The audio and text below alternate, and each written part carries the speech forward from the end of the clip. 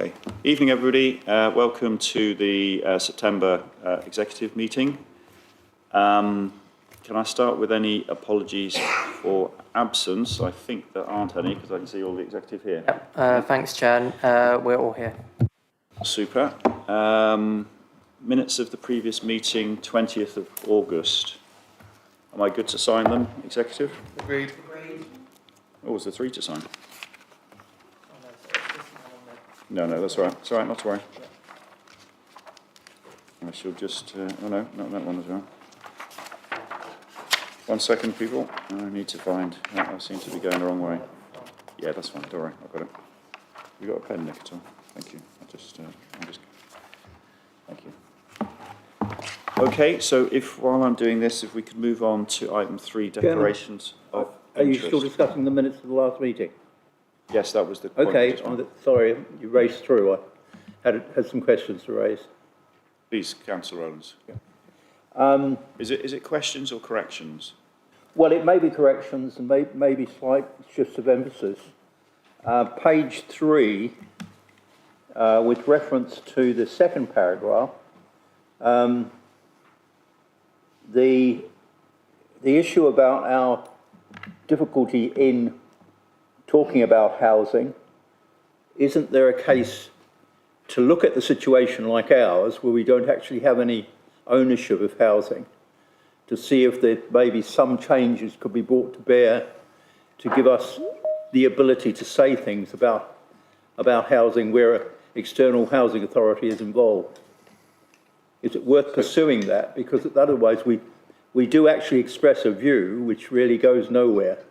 So Councillor Rowlands, just to check, you're talking Page 3, about... where there's a discussion about... Hang on a second, Councillor Rowlands, please. Hang on a second. Right, so you're talking about 40E, tenancy strategy, second We're just waiting for that too. paragraph. Could you go on mute, please, people?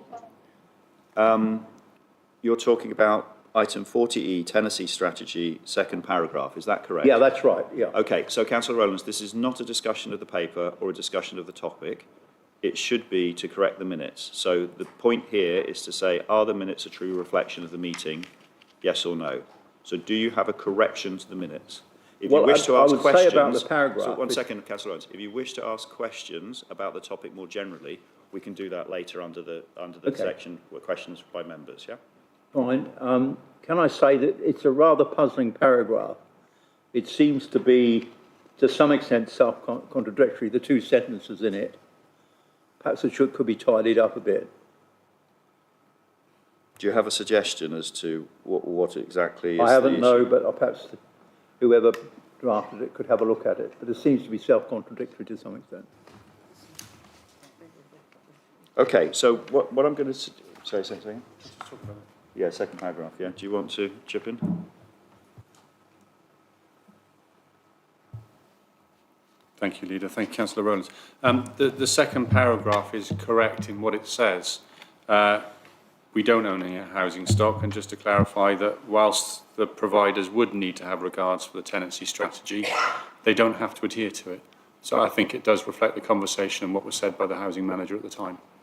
And just to build on that, Mr. Stevens, I think that's also what the paper said itself in detail. So whilst I understand your point, Councillor Rowlands, it is actually factually correct and consistent. So did you have any other corrections on the minutes? Not correction, but it's a comment on it. But as you say, I'll wait for the question. Thank you. That's fine. We're happy to take that then. I'm sure Councillor Ashbury is suitably informed and raring to go later. Okay, so I'm going to sign the minutes. Are we agreed on that, Agreed. Executive? Yeah, thank you. Okay, thank you for the pen before I steal it. If we could move on to declarations of interest. Did we have any? No. You sure? Yeah, okay, thank you. So we'll move on to point 4, public question time. I don't think we had any, did we? Okay.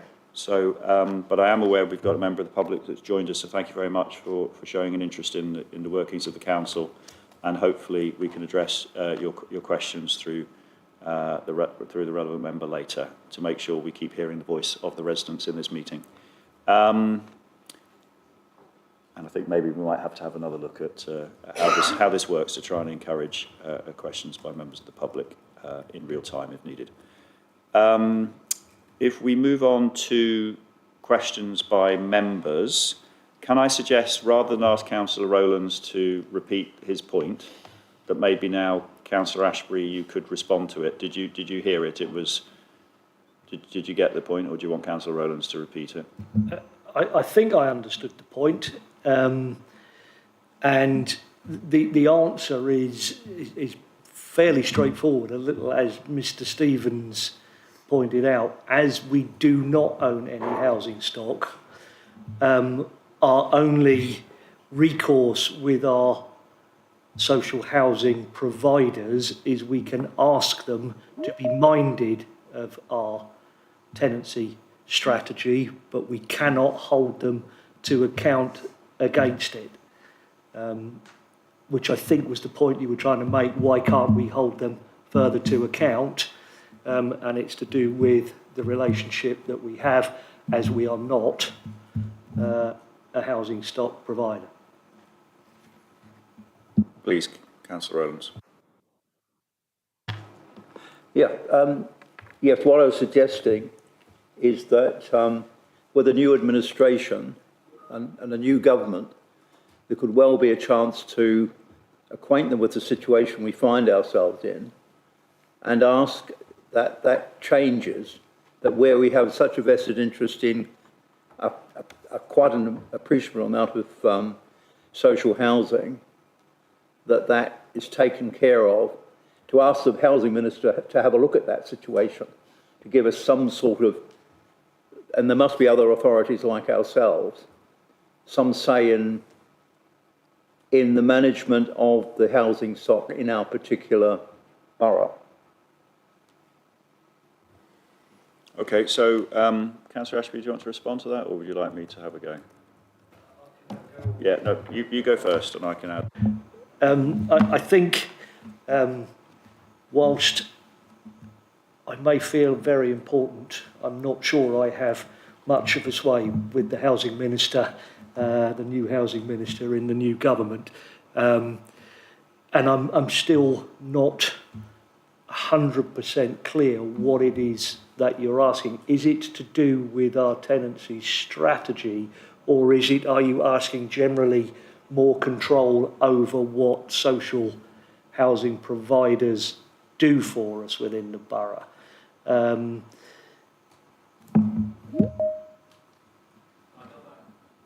Yes, please, Councillor Rowlands. No, it's really to say the situation where, in ultimate wisdom, all of our housing stock was given to out, when in this situation where we have a responsibility, or we believe we have a responsibility for our housing, for the new government to have a look at the situation, that we have, rather than just a nominal view on our housing stock, but some more particular way of affecting what happens to our housing stock within our borough.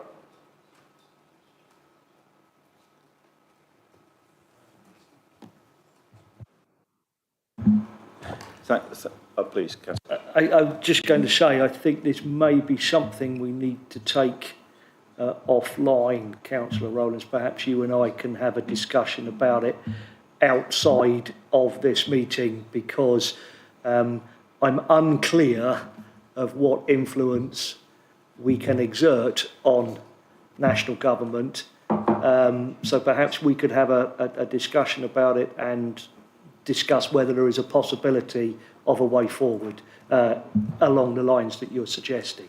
I can't think of one off the top of my head, but it'd be worth having a chat. Okay, thank you.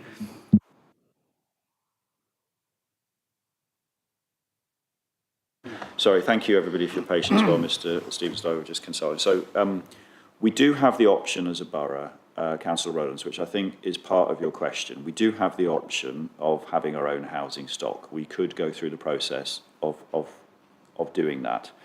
The advice I've received from officers previously is that is quite an expensive pathway and takes well over a year to get to the right place. And I think, as probably you'd all appreciate, we'd be starting from nothing with no stock, and therefore it's quite a big overhead to put on top of the council. But it is, in theory, a possibility. The second option is whether there is a pathway to do the same thing, but maybe in partnership with another council who has already got that housing company in place. That could be an option to sort of piggyback on theirs if it's allowed, and I don't know how that works. No doubt our 151 officer will think that's probably complicated to manage, and others as well, but we could look into that option. I think so those are all still options for us on the table. I think another option for us for new stock is to potentially look to work with partners that we believe have a track record of premium performance, because I know a number of councillors feel that some of our existing providers are not where they need to be. I think that's probably a polite way of saying it. So there is an opportunity to look at that. I did actually approach, I'm just back from our party conference, I did approach the Peabody Trust, for example, to try and understand what their plans were, because they were one of the outfits at the conference. Unfortunately, we're outside their zone of interest. I think they're going to come back to me, but that's the principle. So we can also go down that road, but that helps us for the future. I think your more fundamental point is, how do we hold the housing associations to account, and what, if any, powers are we likely to get, and what does the policy framework look like nationally around that? And Mr. Stevens is more likely to give a sensible answer to that than I am. Thank you, Leader. Just to clarify, in relation to registered providers such as Accent, who are our largest landlord within the borough, we are not the enforcing authority. That comes down to the Housing Ombudsman. And clearly, once the Accent complaints process has been exhausted by a tenant, then they are entitled to move on to the Ombudsman, who will consider their case. So that's a really important thing to set from the outset. We have housing powers, and the current housing reforms are changing those on a very regular basis, especially in relation to standards of accommodation, damp and mould, and so on. We are responsible for enforcing those standards in the private rented sector, and obviously in houses of multiple occupation as well, but not in relation to registered providers. Press the button, Sean. I think we'll move on from this one. Yes, please, Councillor Garrett. Thank you, Leader. Just really wondering if we've got any updates on the theatre, because I know obviously the work started, and from what I've seen on social media, things seem to be going well, but have we got an update on that? Thank you. Yes, I do. Just bear with me. I did have an update.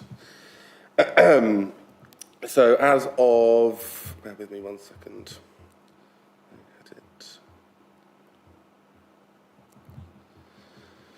So as of the 5th of September, this is the most recent update that I have, is that the scaffolding in the auditorium is complete. The design for the reinforced steelwork for the stage is complete. Exterior scaffolding and the hoist that will lift the air handling unit off the roof is being completed of that week. Works to remove the plant from the roof commences next week. And as of that point, the project was on time and within budget. So it is proceeding as planned. And Mr. Stevens, I think, is verified. Do you want to talk for yourself? Thank you, Leader. Yes, indeed. I actually spoke to Mr. Burgess as he was leaving the office and kept him later than perhaps I should have done this afternoon. We are still on track. There are minor challenges around lighting and suspended ceilings and other bits and pieces, but they are really quite minor and fairly typical, I'm told, for a project of this nature. So we're still in good stead and still intending to open on time.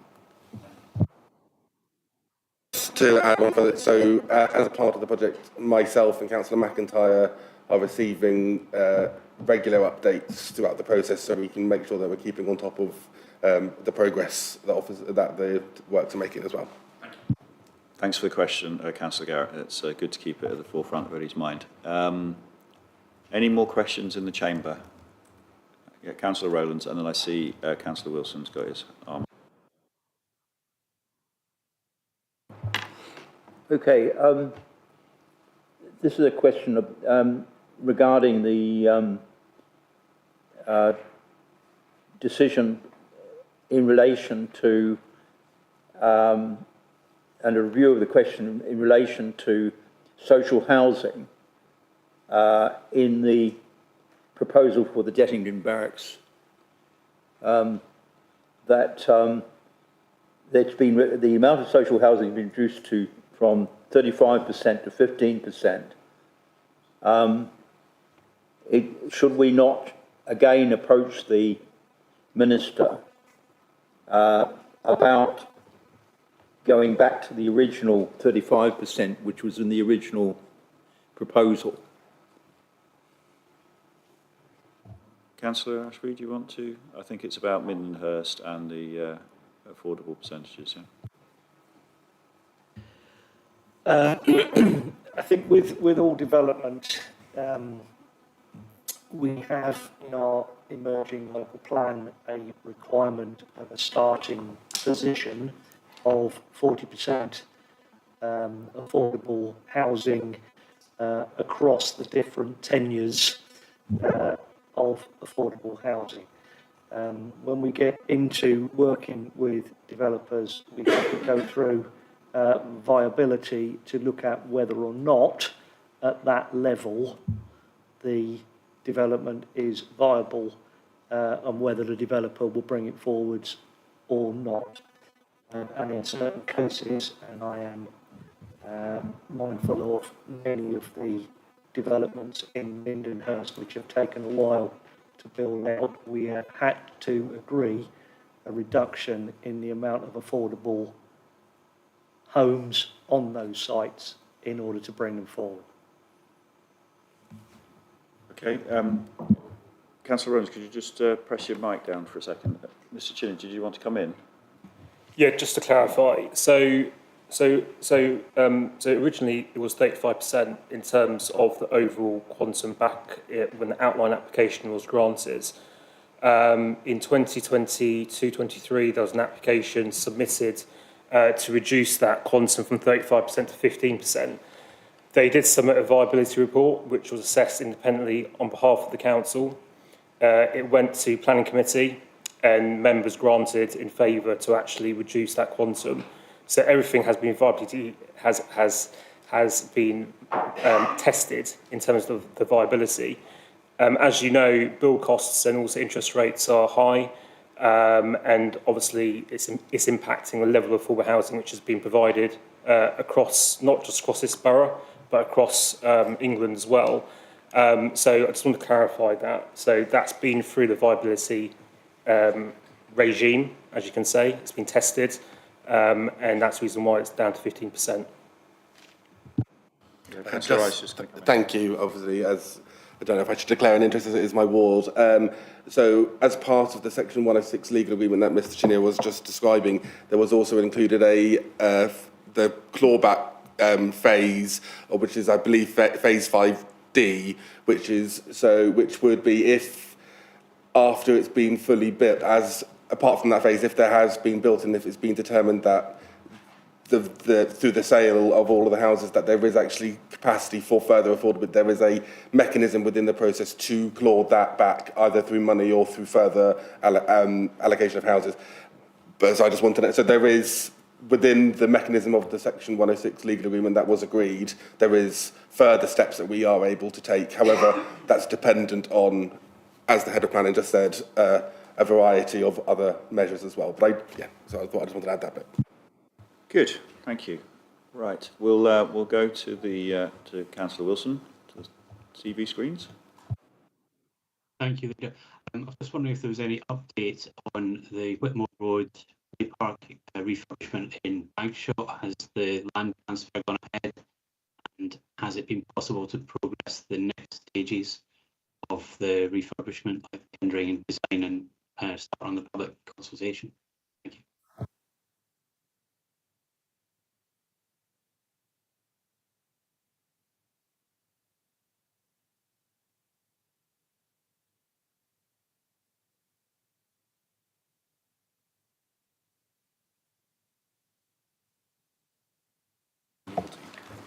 Okay, so our understanding is that it's still sitting with Surrey County Council. We have fed back everything that we needed to. As I think we made members aware, Councillor Oliver, leader of Surrey County Council, wrote to me to say that they felt it was pretty much there, and our officers got the responses back quite quickly. So it's back on their desk to pretty much sign and move on, but it's not done and dusted yet, Councillor Wilson. Okay? Please, Councillor Rice. Sorry, thank you very much. I just want to provide just an update from our side as well, as that the Surrey Heath Borough Council team is ready to go when Surrey County Council provides the go-ahead. However, as the leader just said, the decision to go is also dependent on Surrey County Council releasing a pot of money for that replacement park at Whitmore Road. So it's so while we're ready to go, we have the team is ready to, as soon as they get the permission from county, they're ready to go. It's just waiting on that release of funds from county. Very good. Thanks for the question, Councillor Wilson. Any other questions before we move on? Hang on, there's one there. Councillor White, please. Referring to that situation, can we not put a consultation out for what sort of playground we want before we actually get finishing product from county? Can we be ahead of the game and put the consultation out so that when we do get it, we are ready to go? That, thank you, Councillor White. That would be part of the ready to go process. So we can't move forward with the consultation until we get the final sign off from county. So that is the process that we would undertake as Surrey Heath, which would include the consultation of as standard. I will confirm that with officers, but there will be a consultation phase. I don't believe, and I'm looking to Mr. Stevens, that we would be able to start that until county have given the sign off, because, as I said, we are awaiting the release of the money from county council as well. Can I just ask something else quickly? It's like anything with like planning permission. You can get planning permission on something that's not your property. So can we not go ahead with the consultation? I've just had the nod from Mr. Stevens that we'll try to move it forward. I don't want to promise, but I will speak with officers and we'll try to move the consultation forward. I think now the fact that the county council has essentially said it's yes, I think that kind of could give us the assurance to move that forward. So I'll take that away. Thank you, Councillor White. Yeah, what I think we will do is just take stock of how certain we are that is proceeding. I know we've got a really positive bit of momentum at the moment, but what we don't want to do, Councillor White, I think, is set false expectations as well, which is probably why there's a hesitance on the part of the officers. But if we think we can see the top of the hill, then I think we can take that risk. And thank you for your prompt. It's well aimed. Councillor Garrett, please. Thank you, Leader. Just a quick one. I don't know if there's a really bad problem in Bagshot tonight, but we seem to have Daleks in Bagshot. I don't know if that's a signal issue on the full system or what, because it was really difficult to understand both of them. Councillor, we did have problems there with Councillor White. Councillor Wilson, could you just go again and give us a I don't know what the right word is, a sound check, please, from the wilds of Windlesham. There's a bit of interference on all of the audio that we can hear, so I'm having a little bit of difficulty with everyone from the chamber and Councillor White as well. Okay. So I think it is just us getting problems inbound, I think, by the sound of it. If it's it doesn't sound right to me either. We can hear the Dalek type thing. Okay. I'm afraid we don't think we can do anything about it in the short term, so thank you for registering the issue. If putting the cameras off helps, then please just do that. That might just reduce the bandwidth. Okay, so I think we've come to the end of questions. Oh no, I'm sorry. I think Councillor Rowlands, you had one more, didn't you, before I went upstairs? Have you still got one or not?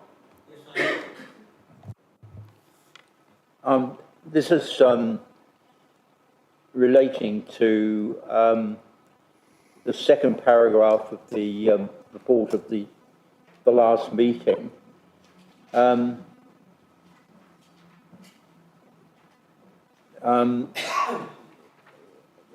In relation to the Youth Council, although there is no indication in the report of the meeting that additional funding will be found for the Youth Council, it seems to be a poor relation. The minute seems to kick the whole question of our Youth Council into touch as far as having any support is concerned. So I'll take that one. So if you remember the discussion last time when we reviewed this paper, Councillor Rowlands, it highlighted that the organisation we're working with will be responsible for trying to find funding from other sources. So it's not kicked down the road. It's very much part of the paper, and part of the intent is that we try and continue with that. But the responsible party for looking for the funding is the body we're working with. But do you want to add to that, please, Lisa? Yes, I would. Thank you, Leader. What I would say, Councillor Rowlands, to reassure you, our officers are working very, very closely with the organisation that's delivering the project. And that support system has been in place since they started at the beginning of the year, and will continue. And we'll be working with them consistently over the coming months to help them secure additional funding. So absolutely is not kicked down the road and remains a priority for us. Thank you very much. Okay, so we're moving on now. Thank you very much for your questions, everybody. We're moving on now to item 6, the TPO task and finish group. There's some contextual information that's currently missing in order for the executive to make a decision on this paper. And therefore, there's been informal discussions, and we view the best course of action to defer a decision on this by 1 month, although there may be some other pieces of information that have recently been exposed that may cause further delay, but that's for another day in terms of the by-election potential in Old Dean. So the intention is to defer it until the officers had a chance to complete the contextual information and provide that to the executive in order to make a holistic decision with all the facts in front of us. So has anybody got any comments they wish to make on that? I would have put a bet down, but I wouldn't have got a good return on it, Councillor Cope. Oh, off you go, please. Thank you, Leader.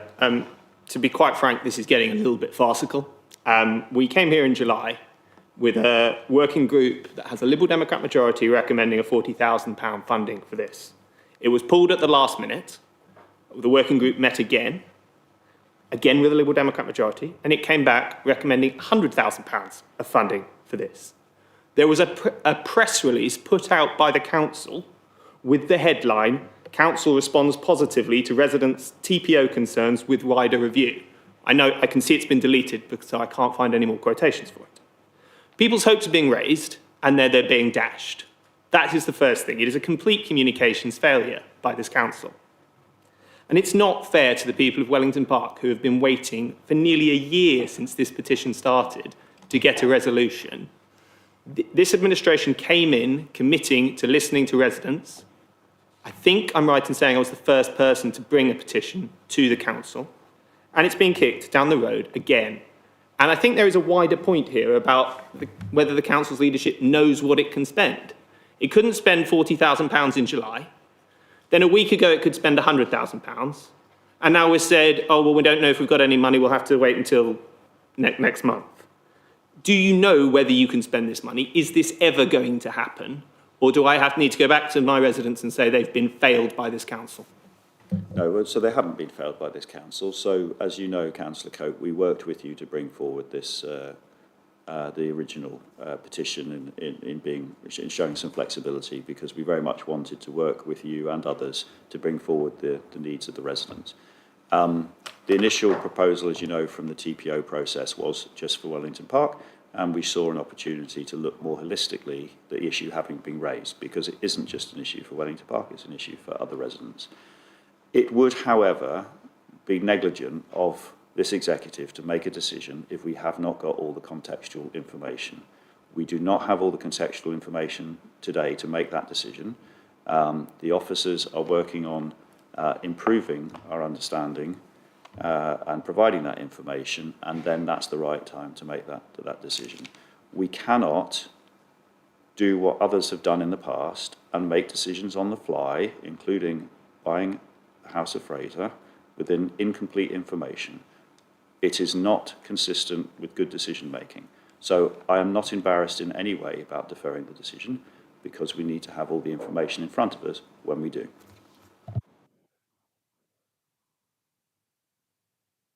I assumed you were going to come in, Councillor Cope. My apologies. I have to play by the rules.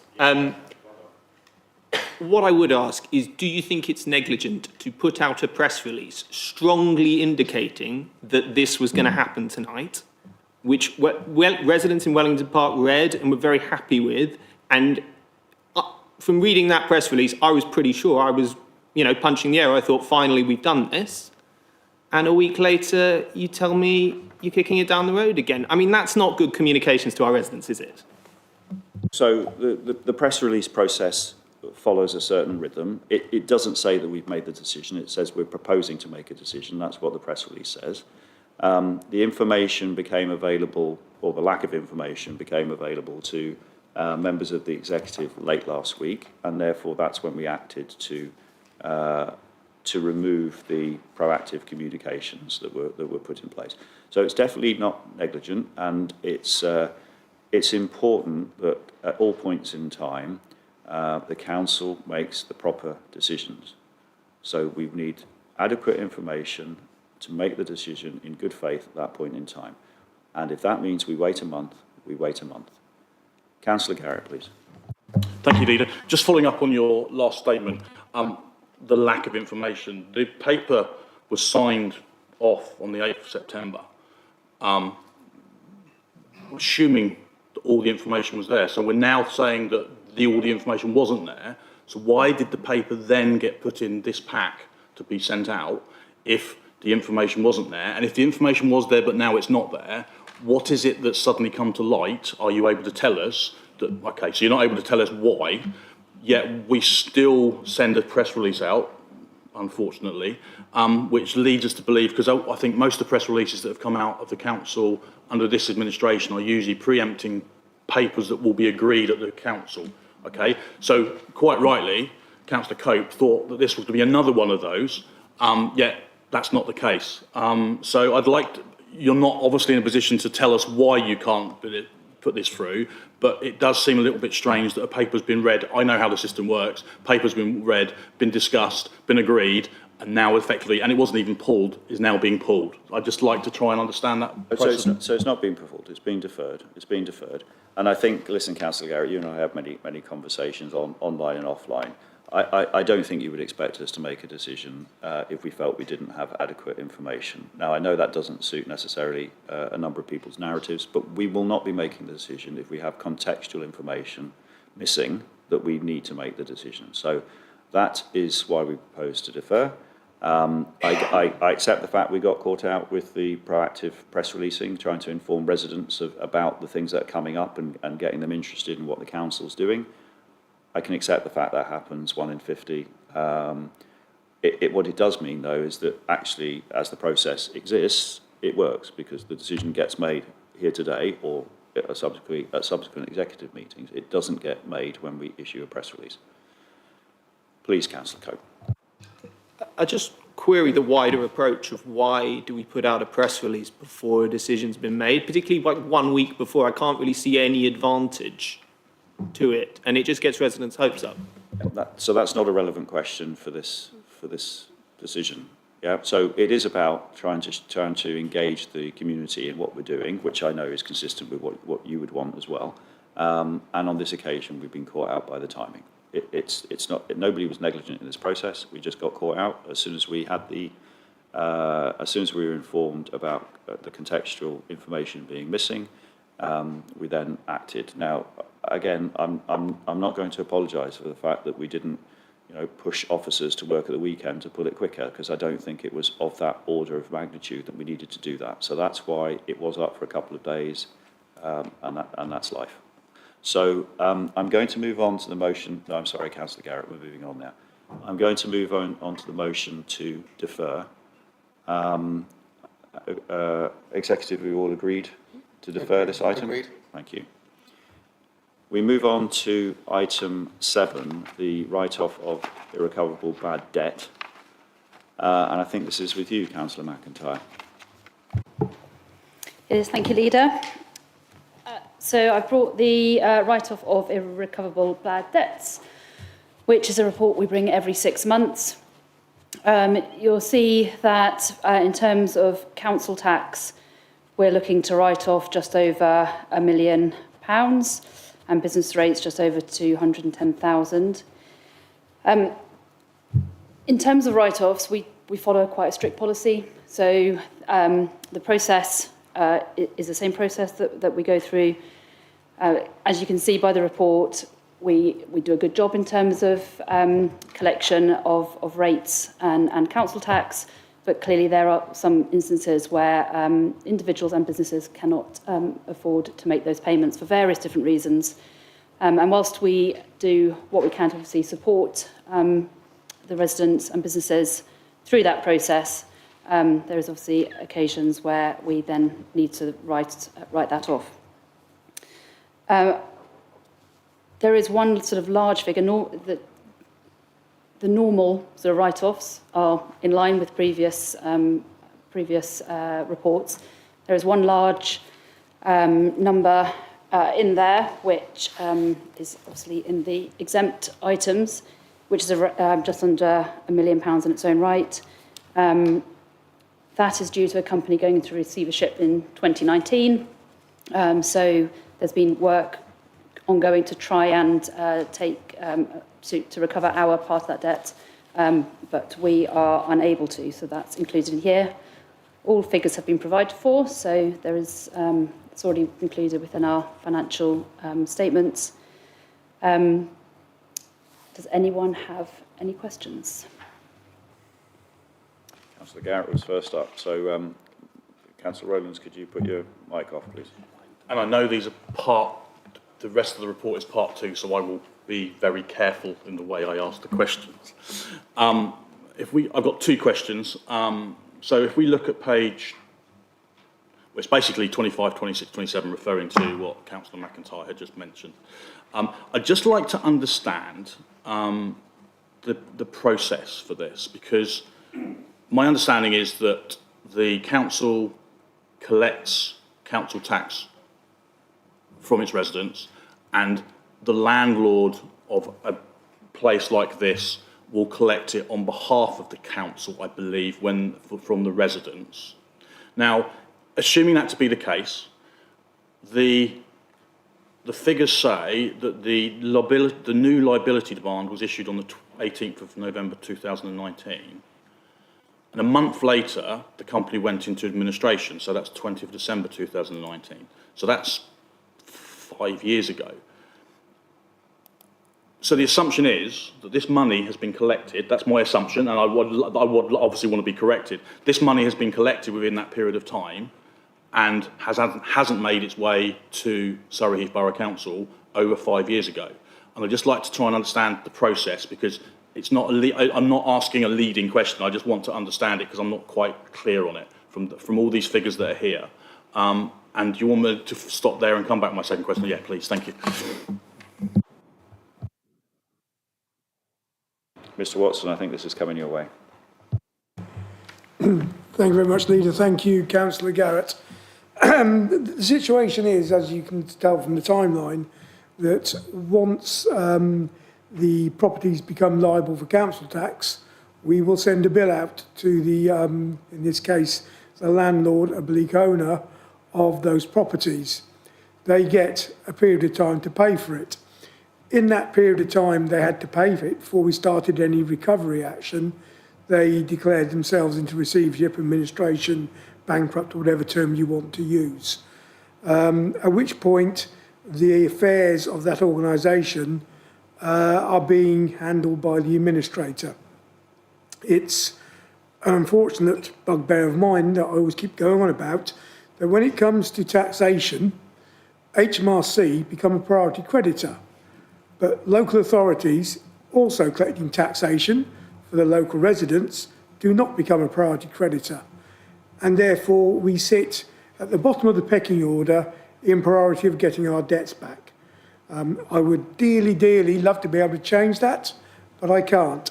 So we have to sit there and wait for the administrator to do their piece of work to try and find out how much money is available for distribution for all those creditors who are at the bottom end of the pile.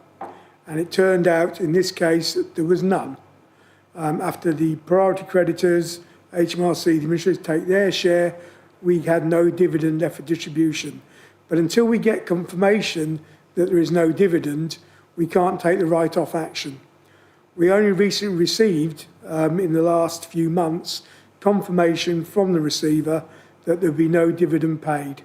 At that point, we then produce this as a write-off to yourselves as the executive to take the decision to write off, because the chance of recovery has gone from very, very, very little to absolutely none, at which point there's no point holding their debt on there. I will point out that we knew at the very start the chance of recovering any money was very, very low. So we've already taken the precaution of providing for this debt in our collection fund account. And I'll make the point that it's in the collection fund. So although it is a large amount of money, it is not all being borne by Surrey Heath Borough Council, but is shared amongst the other major preceptors as well, being county and the police, because the collection fund has been adjusted down for this amount of money in the provision we made previously. I just want to ask a quick follow-up question, and this might be crystal ball, Mr. Watson, so I appreciate that. Do we think that they might have collected the council tax and we never got it, or is it possible they never actually collected it? I would, and again, only surmising and guessing, they probably didn't collect it and have gone with it. Given the amount of debt that we know they owed versus the value of the asset that they had, it seems like their business model potentially wasn't the best in the world at the time. Thank you, Mr. Watson. Thank you for your question, Mr. Garrett. Councillor Rise. Thank you. It's just kind of a point of interest. Obviously, at this point of the write-off, it's after you've exhausted the entire process. What is the success rate of actually achieving the throughout the five-year process that we would actually get money out of the administrator? Is it normally that we reach the 5-year and it's just a process that we have to go through, or is there a level of success that we do actually get money out of some, and this is just the unfortunate reality of some organisations that go into administration? It's a how long's a piece of string type question and answer on this one. We never, as a council, tried to push any business into administration. The reason being, as I said earlier, we then dropped to the bottom of the pile in terms of creditors. So everybody else gets their dibs and then we get whatever's left, the crumbs. It is therefore, we will try the best we can to get money from the individuals through liability orders and courts, potentially use of enforcement agents once we have that liability order. And it's only then either the individuals or another creditor of the organisation that tends to push them into administration. Normally, it's HMRC that does it, funnily enough, because they get more certainty over getting their money. The chances of success once it's gone to administration is very low. How long it takes to wind a company up can be anything.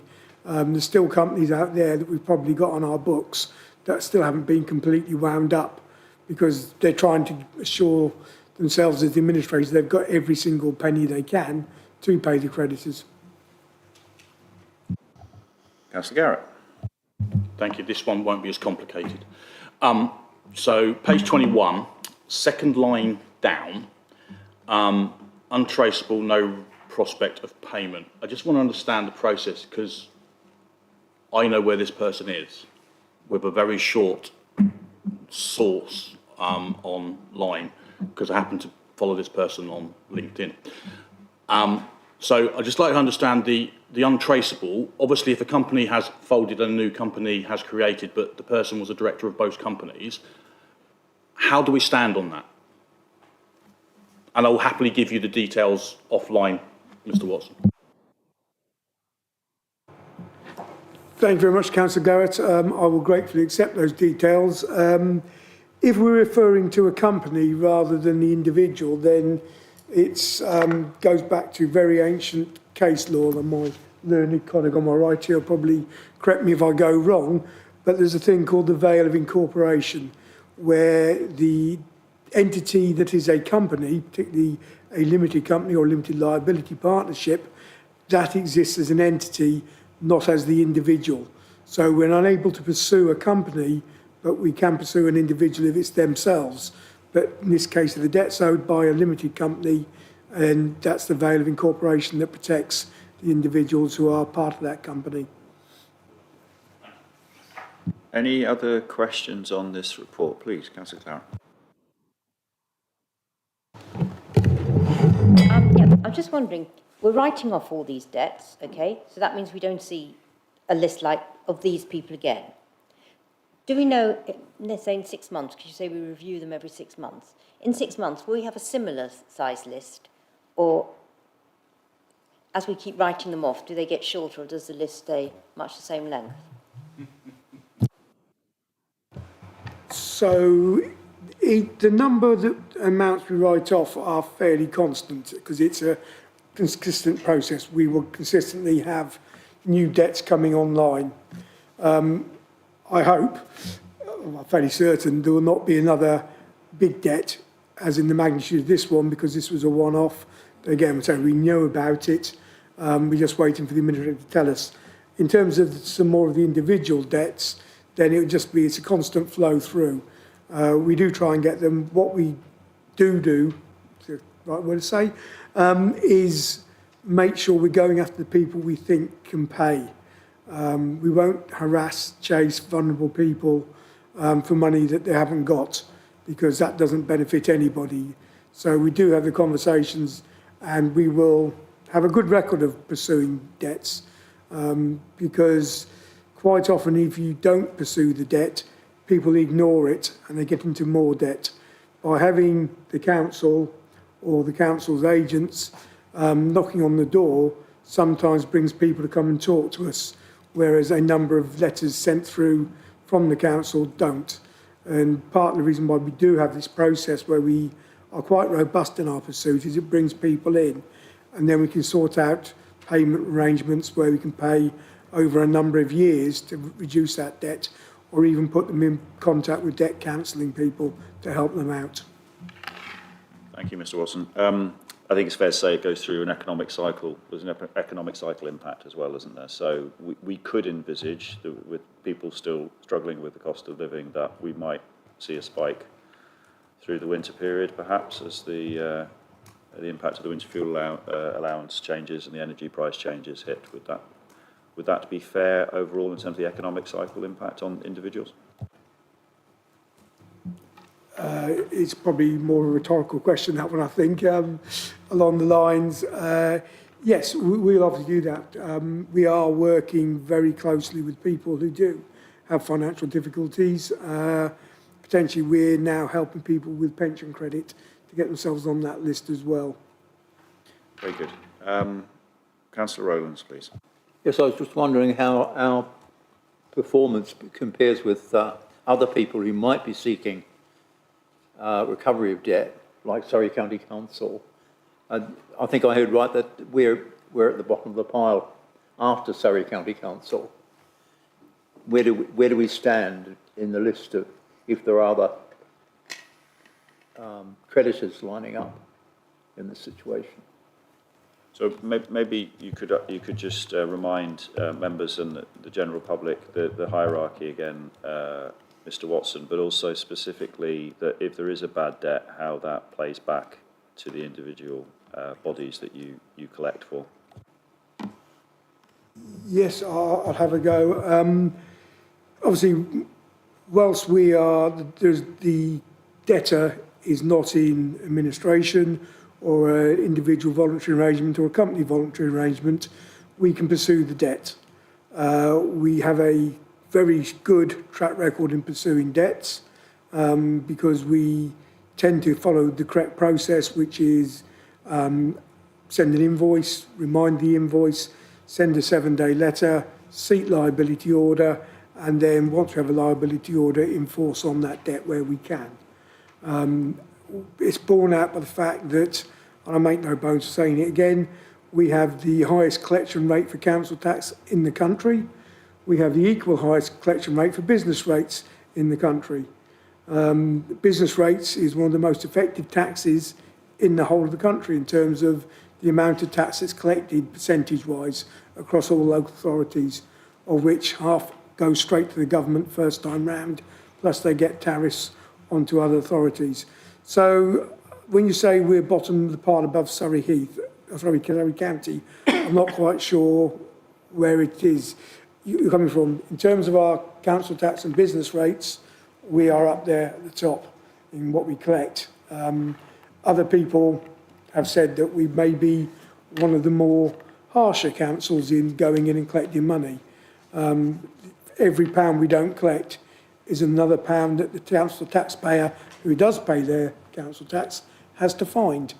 So I'm not sure where you're saying we are bottom of the pile. Okay, thank you. Thank you, Mr. Watson.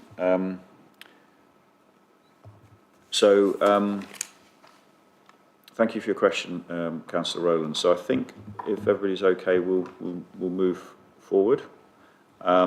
Maybe just an opportunity to thank the Revenue Benefits team for their work. And I think you've highlighted how they're going to try and support the residents in making sure they access the pension credit, which is much appreciated. And yeah, it's a balancing act, as you say. We want to collect the money fairly that we're due, but equally, we don't want to push anybody out of business in the process. It's not in our interest either. Okay, so Executive, are we agreed with the recommendation as it stands? Agreed. Agreed. Thank you. Okay, we move forward to the next item, which is, I can't find it here. Oh yeah, Executive Working Group notes. Councillor Rise, please. Just before we discuss this, I just want to make a note, and I have informed Democratic Service already, just of a change to item 1.2 of the date of the next meeting of the Net Zero Environment and Leisure Working Group, of the move from the 25th of September to the 3rd of October, and this is due to annual leave within the team, which would have made the delivery of the working group impossible. Thank you, Councillor Rise. Just to remind members, because I think some of the papers were exempt, I believe, just to remind the members that the contents of those obviously are confidential, but shared with members in good order. Anybody got any other questions on that item? Okay, so we'll keep bringing these back as we go forward for your review, but equally you've all got access to these notes anyway in Modern Gov and shared after meetings and stuff. So, but for the formal record. So are we agreed with the recommendation to receive those notes, etc.? Thank you. Okay. We move to the next item, which is, I'm scanning to the top here. We're excluding the press and public now, are we? Okay. Does anybody know what page the spiel's on? 47. 47. Mr. Schofield, thank you for your attendance, yeah? And hopefully you got the answer to your question. Okay, thank you for that. I've got it, I found it. So the executive advised to resolve that under the regulation for all of the local authorities, executive arrangements, meetings and access to information, England Regulations 2012, the public be excluded from the meeting for the following items of business on the ground that they involve the likely disclosure of exempt information as defined in paragraphs of Part 1 of Schedule 12A of the Local Government Act 1972 as set out below. Item 7 part, paragraphs 1 and 3, information relating to individual and information relating to the financial or business affairs of any particular person, including the authority holding that information.